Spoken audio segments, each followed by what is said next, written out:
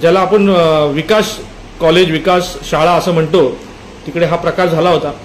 मला त्या सर्व पालकांना एक 4 प्रश्न विचारायचे। त्या शाळेमध्ये राईट टू एज्युकेशन अंतर्गत ज्या विद्यार्थ्यांना ॲडमिशन मिळतं त्यांना कशी वागणूक मिळते त्या शाळेच्या वतीने। मला मेसेज मिळाला की RTE अंतर्गत मिळालेल्या ॲडमिशनमध्ये ज्या विद्यार्थी असतात त्यांना इतर सगळ्या ॲक्टिव्हिटीपासून ते लोक लांब ठेवतात। जर महाराष्ट्र शासनाने RTE हा कायदा 2005 पासून लागू केलेला आहे, त्याच्या अंतर्गत ॲडमिशन दिले जातात, तर मग ही शाळा ही फक्त या शाळेचा विषय नाही, इतर शाळा सुद्धा आहेत, परंतु सध्या आपण ह्या शाळेविरुद्ध मी आज बोलणार आहे। कशी वागणूक त्या विद्यार्थ्यांना मिळते त्या पालकांनी भले पुढे येऊन खुलेआम नको सांगायचं नसेल, परंतु सांगा आम्हाला जी माहिती मिळाली आहे की त्या विद्यार्थ्यांना त्या कुठल्याच ॲक्टिव्हिटीजमध्ये ते सहभागी करून घेत नाही, त्यांना एक वेगळ्या प्रकारची ते वागणूक देत असतात। हा प्रश्नचिन्ह आहे माझा प्रश्न आहे। मी त्यांच्यावर सध्या आरोप करत नाही, माझा प्रश्न आहे। मला जी माहिती मिळाली त्याच्याबद्दल मी आपल्या विक्रोळीच्या जनतेशी संवाद साधत आहे। ती शाळा ॲडमिशनच्या टायमाला डोनेशन घेते की नाही, मग ते कॉलेज असो शाळा असो, फीज बरोबर डोनेशनची मागणी होते की नाही त्या शाळेच्या वतीने। ती शाळा जितकी पैसे पालक भरतात त्यांना तितकी रिसीट मिळते का।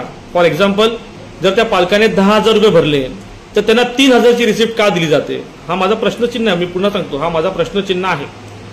त्या शाळेचे विद्यार्थी त्या शाळेचे पालक जे माझं हे फेसबुकला बघत आहेत त्या सर्वांनी हे सगळ्या प्रश्नाची मी उत्तरं जे मला पडलेली आहेत ह्याचं उत्तर शोधण्यासाठी मला मदत करावी माझी विनंती आहे।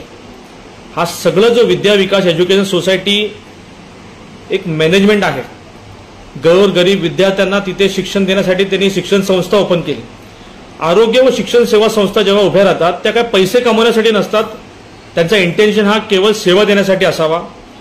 ह्याच्याच अनुषंगाने त्यांना सरकारतर्फे अगदी कमी दरामध्ये जमिनी दिल्या जातात, त्या जमिनींवर त्या मोठ्या मोठ्या शाळा बांधतात, त्या शाळेतून मग ते उत्पन्नाचं साधन असं ते बघतात। मला माहिती आहे टीचरना फीस द्यायची असते, हाऊसकीपिंग स्टाफ आहे, टीचिंग स्टाफ आहे, नॉन टीचिंग स्टाफ आहे, परंतु जर तुम्हाला कोण 1,000 रुपये देतं तर ते 1,000ची रिसिप्ट आहे त्यांना, का ते तसे करत नाहीत, रिसिप्ट देत नाहीत, अव्याच्या डव्या ते फीज आकारतात, डोनेशन मागतात।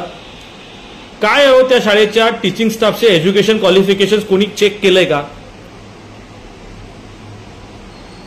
खूप फक्त सॉक्सवर नाव टाकेपद्धती शाळेचा विषय नाहीये, तर खूप गंभीर गोष्टी मला माहिती आहे त्यांनी स्थानिक लोकप्रतिनिधींना हाताशी धरलेले आहे।